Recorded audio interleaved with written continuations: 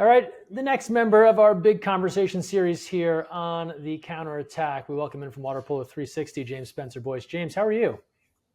I'm well, thanks, Greg. How are you? Good evening. Hello, Yeah, everyone, thanks all the for joining listeners. us here late night across the pond, as they would say. Super cool to talk with you, and hopefully we can have you on here from time to time. You did such a great job highlighting news and updates and everything, especially as it relates to the clubs in Europe and just water polo at large. But we find ourselves talking more and more about club water polo play with so many of our athletes playing abroad. We'll get to that in a moment. But first, congrats, one year in the game here. Just tell us a bit about Water Polo 360, how it all got started, and what's been so much fun about it for you.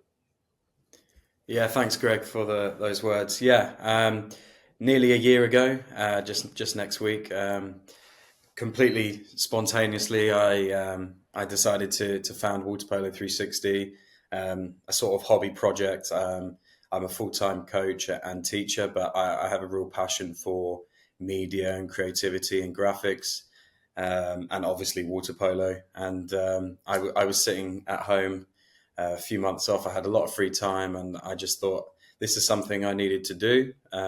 Create this page. It's my passion. It's passion driven. And I try to cover everything 360. I think the idea was 360 degrees, and I try my best to do that. And I have a little bit of a philosophy, but mainly it's a hobby, and I'm just trying to produce the best content I can and be as positive as possible about the sport that I love. It's either the degrees or the days you work a year, maybe only 5 days off. So with a lot of content out there. Yeah, definitely. It feels like that. I mean, anyone that works in media knows that. I'm sure you know that as well, Greg. It's tough, but it's what we love doing, right? No doubt, no doubt. A lot of results on your pages, a lot of good coverage of a variety of events. I think where you picked up a lot of traction too on the transfer market, just highlighting who's going where. What's kind of next? What do you want to see this continue to evolve into if you look down the road 6 months to a year?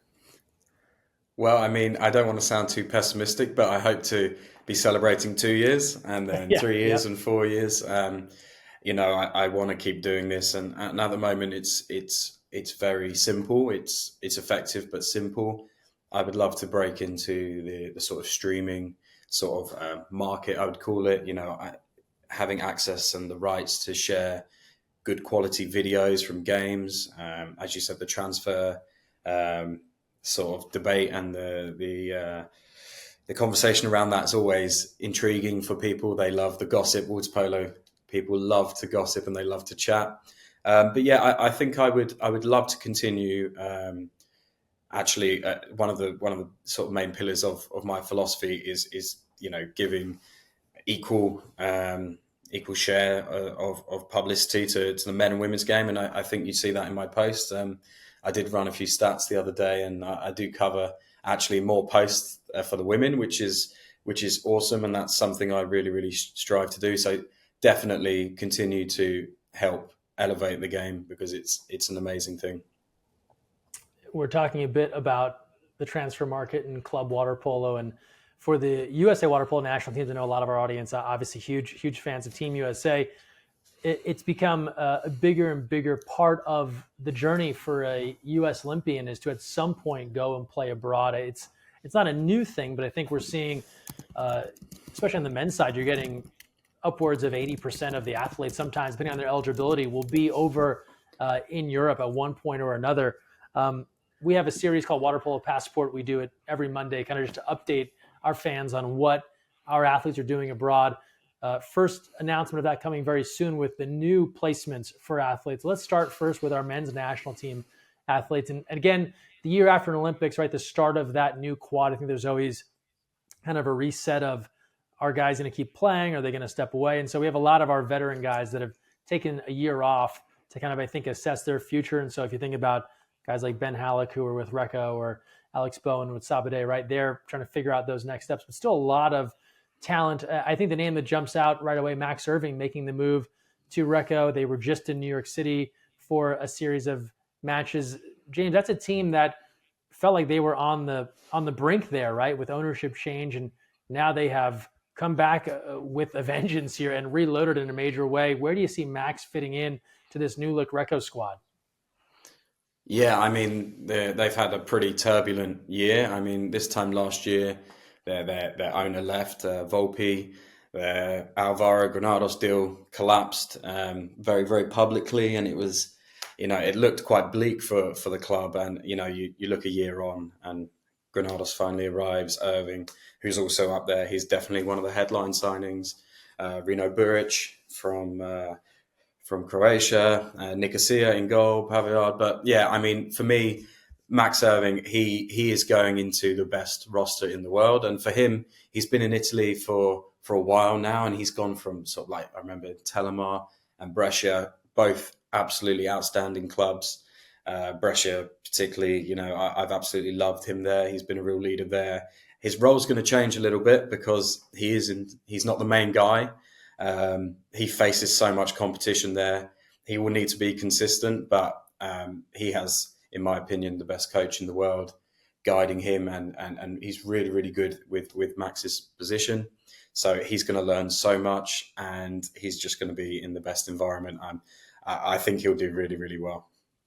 We mentioned Alex Bone leaving Sabadell there in Spain. Jack Larson, a rising talent with Team USA, he joins the club. You mentioned Tellemar, Nicholas Savalic joining Tellemar for this season. No surprise, Luca Cupido stays in Italy. Hannes Dobé coming back from Australia, spent some time in Australia last season, and now heads to Greece. And then, of course, Adrian Weinberg in Greece as well. We have seen so many athletes on the Team USA side compete in Greece, and we'll hit on some of the women's athletes as well. Give us a sense of that Greek league. Obviously, there's some teams there towards the top, but it seems like there are just an endless amount of clubs in Greece for athletes to play for, and it seems like it has the best of all worlds, where there's obviously the elite side of it, the very good clubs, but then it also seems to be a great proving ground for athletes that want to maybe take that first step in the international game from a club perspective. Yeah, I mean, the Greek league is amazing. Unfortunately, I don't think they've quite got the formula right yet in terms of the format. I think they're about to change it. So it used to be 2 groups of 6. Now they're going into a straight 12-team league, and I think that will make it a bit simpler, and you'll see more of the high-level clashes. But I mean, the Greek league, the coaches there are outstanding, and I mean, Adrian Weinberg going to Panathinaikos. I'm sure maybe some of your fans who watch basketball will know who Panathinaikos are. It's a huge multi-sport club.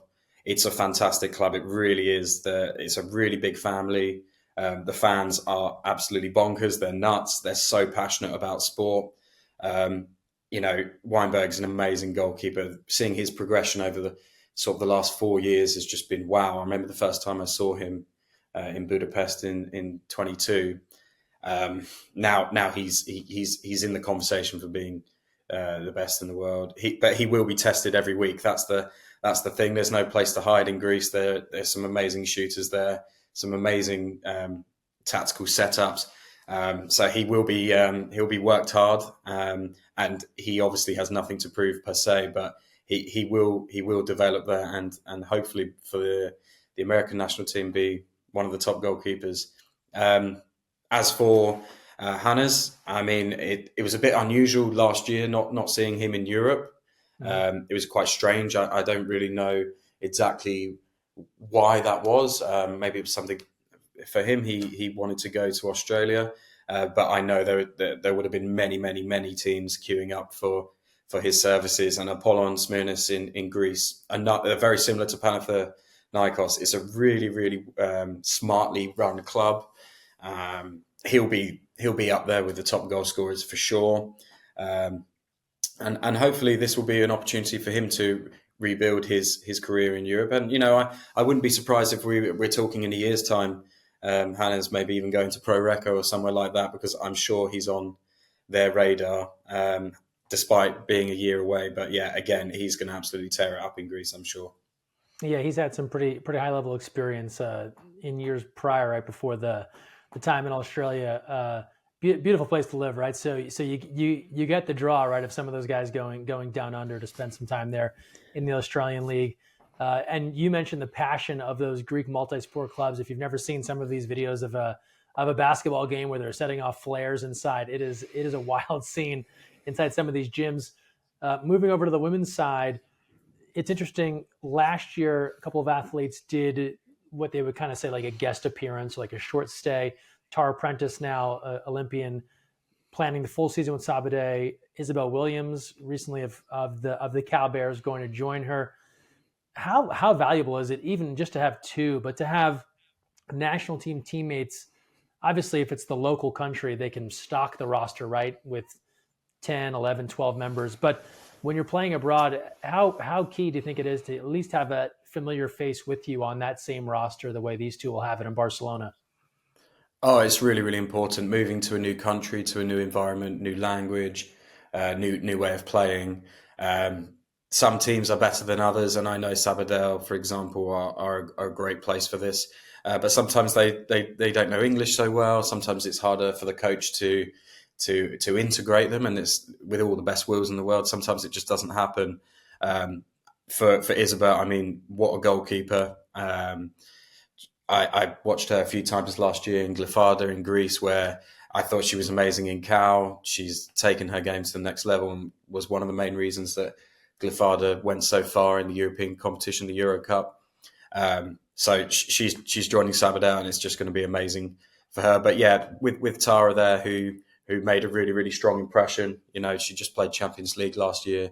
Sabadell were hungry for more, so she signed on again, and it's going to be amazing for them. And obviously, there are some other girls in Spain as well. I know Jewel has just signed for Mataró, and they just this weekend won the Copa Catalunya, which is sort of it's a nice way to start your career. You know, it's sort of like Catalunya is a region where Barcelona is, and it has this sort of independent sort of trophy at the beginning of the league, just to sort of kickstart the league. To celebrate all the great players that come from that region. And yeah, she looked really, really good. She's creative and smart, and she's fitting really, really well. She's got a great coach there, so she'll be great. And I think it's looking good for the American girls in Spain. I know Marin's obviously in Tenerife, which is a bit further away, but also an amazing place to play water polo. So it's looking good so far for the Americans there. Yeah, no doubt. And you mentioned Jewel, right? Hitting the ground running, literally picking up a quick title right out of the gate. We talked about Greece on the men's side. Jovana Sekulic going to Olympiakos, and then Jordan Rainey planning to guest with Ethnikos. So not a full season, but she'll pop in when athletes and the women have done this before, and so have the men. I think about Maggie Steffens even last season, when they can pop in even for a short run or a 2-week tournament, that sort of thing. I imagine it's challenging in one sense to kind of quickly acclimate with the team, and you're not there long, but it's probably a real little boost of adrenaline there to have someone of this caliber come in and join the side, even for a couple of matches. Yeah. I mean, I always believe that with few exceptions, the best players can always play with each other.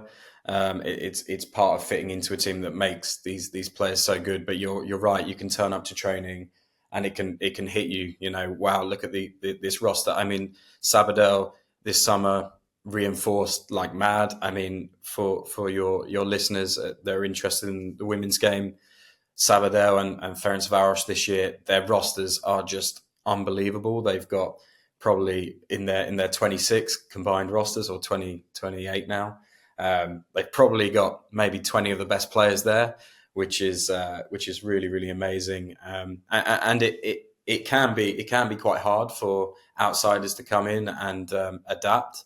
But as we said earlier, I mean, for Tara and Isabel, for each other, they know each other, and they can help each other out and ride the wave together. And I'm sure they'll both be really, really key contributors this season for Sabadell. We're talking here with James from Water Polo 360. We talked about the transfer market, and it's always fun to watch your Instagram and those posts pop up. Confirmed, right? Someone's moving from this spot to this spot. From the reporter side of it, from your end, trying to gather this information. How do you go about tracking down these leads before they become official, before the teams even announce them? You are out ahead of a lot of these things before they become official news. Yeah, I mean, I think I said it earlier. Water polo people love to gossip. They absolutely love it. It's like part of our DNA. People love to talk. They love sharing information. Information's power, and all of that jazz. But yeah, for me, I do have some good contacts that helps. And I try to act with eth, ethically, really clean with these sort of things. And players, when they tell me things in confidence, I tell you, I always want to be the first to publish something. Sometimes it's not possible. Sometimes there's something that blindsides you. But the number of times that I've known about a transfer and just not been able to publish it because the player asked me not to, it can be quite frustrating because I know something and I want people to know it also. But yeah, it creates a lot of intrigue and it's good. It creates a lot of excitement. And if you look at the analytics, I mean, for my website and the page, these transfers always rack up the most hits, which is why it's so important, obviously, that it's reliable information. And sometimes I don't get it right, and sometimes I have to sort of backtrack, having bet my whole credibility that this player would be going somewhere, and then a week later they go somewhere else. It's just part and parcel of sort of the excitement. But I think it's important to have this element in the media for water polo. I know some players, maybe because they're not used to this sort of exposure, that they treat it quite wary and don't like the rumor of them signing. Maybe they think it could jeopardize the deal or something. But in my experience, I haven't really heard of media speculation leading to something not happening. So I think it's going to be something that players are going to have to get used to, because pages like mine, and there are many others, this is something that's of great interest, and also to the fans. So yeah, I like it. I've got a good network of people who I trust, and I have to trust them, and they have to trust me that I'm going to present something in a reliable way. And it's sort of like a two-way relationship like that. It's really exciting. It's really exciting when you get a new transfer come Well, in, I was and going to ask, is if you think back over the last year, is there one that you're most hyped about that you kind of got to it before anybody else, and it did some pretty solid numbers on your platforms? oh yeah, I mean, hmm. To be honest, there are quite a few, so it's quite hard to pick one. Yeah, I'd actually say the Granados one was sort of was naturally going to be a big hit, sure. especially because of last season. But there were people reporting, like myself, maybe as early as January, that it would probably happen again. And as soon as the new ownership came in, it was probably a dead certainty. I would say maybe probably Andrea Prolanovic, leaving Marseille to go back to Radnički, a club in Serbia who made the Euro Cup final this past year against Pro Recco, lost in the final, but they've made many signings this summer, and he was sort of the headline one. I think also on a personal level as well. I mean, from the women's side, I think Rita Castelli, the Hungarian captain, leaving Spain and going back to Hungary, but to play for Ferencváros, is a really significant transfer. She used to play for Orviesha, which is the rivals of Ferencváros. She was brought up there. She learned to play there. So to then go back to the rivals, I think shows how far that club has come in terms of its Hmm. women's side. 10 years ago, the women didn't exist and the men were nearly relegated, and now they're two times champions of Europe on the men's side, and probably their women probably have to go in as favourites this year. So I would say probably Granados. It's hard to look past that. Prolanovic going to Radnički is big, even though he's old. And I would say Castelli as well going there, and B Ortiz as well, which is massive. Best female player in the world leaving Spain after such a long time, and those two being in the same team is just absolutely terrifying. We had a Yeah. chance to talk with Granados on the counterattack a couple of weeks back before their trip to New York City, and kind of talked about this process of the false start with Recco the first time, but then the excitement of being able to join them for this season. Speaking of Recco, they were part of this contingent that came to New York City. same kind of week or weekend, some of the biggest names in European club water polo on the men's side, you had FTC and Recco playing in New York City, and then a couple of days later, Marseille, Barceloneta in the Bay Area. A lot of excitement around this. It's not uncommon. You see it all the time in soccer or football. Water polo clubs have done it too, but there seemed to be a little extra juice around these visits from those in the past. What was your sense of these exhibitions? Obviously, they're exactly that. They're friendlies, right? So still waiting for the real matches to begin. But what was your take on these clubs going to the U.S. and getting a chance to square off against some of the elite college programs? Well, firstly, I was really, really happy that they decided to do it, and I'm really, really hoping that those that managed to watch it wherever they could on Overnght and stuff, and actually go in person, had a great time, and those young kids seeing those players that caliber in their backyard. For me, like it can be life changing. I know that sounds a bit dramatic, but seeing players like that there in America, it was fantastic. There were maybe some lopsided games, maybe with the Americans, but again, I don't read too much into that. Obviously, the games between Ferencváros and Pareco, particularly the 16-15 match where Fondelli scores in the last sort of minute or so, what was a real highlight for me. Americans, they do sport right.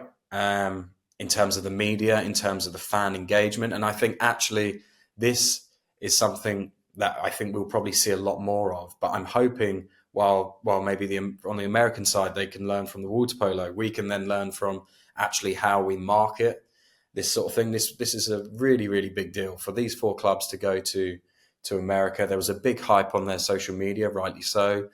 I really like what they did with the marketing. I know that you could buy special tickets and sit on the bench and things like this. Yep. This is a really novel idea. Certainly in Europe, I don't think there's any sport that's doing something like this. So for me, I love the idea. I think it's amazing for the sport. UCLA gave a pretty good shift against Recco, I think, as well. There was 3 or 4 goals in it, which is good. Because a lot of us this side of the pond, we do wonder sometimes, how good are those American colleges? I think they're really good, but we don't actually get to see them face off. And so it's really special to see them play. But sort of from my media angle, I love the whole concept. Sort of the Americanization of sport, I think, is something that water polo really needs to move towards. You look at colleges, they have amazing graphic departments and social media. They're really, really hot on the stats, making a game something enjoyable to go and watch. I think these are lessons that hopefully these clubs have brought back. And I think it's really, really important if the sport wants to grow in Europe, not just around the world, but in Europe, that we try and pinch those things. And hopefully they learn that on that tour. Yeah, a lot of excitement around those matches. Agree with everything you said there. Definitely a nice way to display the sport, to market the sport, and hopefully it leads to other clubs wanting to make a regular visit to somewhere in the U.S. and put on some of these showcases. And by all accounts, especially at the New York City matches, the fans seem to have a great time there. Not a gigantic venue, but they packed it out as best as possible.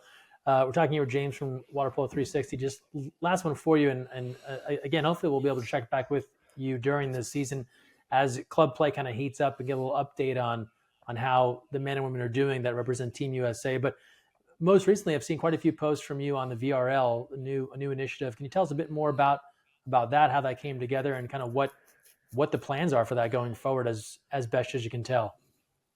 Yeah, so there exists a league called the Regional League, aka the Adriatic League, which is based around the Adriatic, or as maybe some others know, you're sort of the former Yugoslavian countries, the countries that made up Yugoslavia. So that's obviously Croatia, that's Serbia, Montenegro, we got Slovenia and Bosnia, although they're not so much involved in it. And this league has been operating for, I would say, probably about 20 years or something, where the best clubs in those areas form a league. And this is this is separate to their national league. So a Serbian club, for example, would play a Serbian championship game and then would play a regional league game and then Champions League.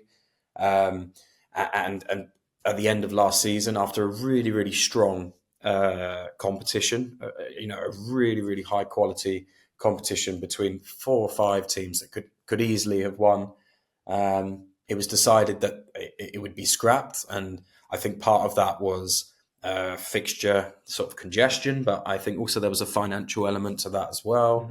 Mm-hmm. And this is a bit of a disaster because this is ostensibly the best league in the world. I mean, we're talking Partizan and we're talking Novi Beograd, we're talking Red Star in Serbia, Radnički, Jug Dubrovnik in Croatia, Jadran Split, Mladost, who have revived in these last few years, Jadran Herceg-Novi and Budva and Primorac.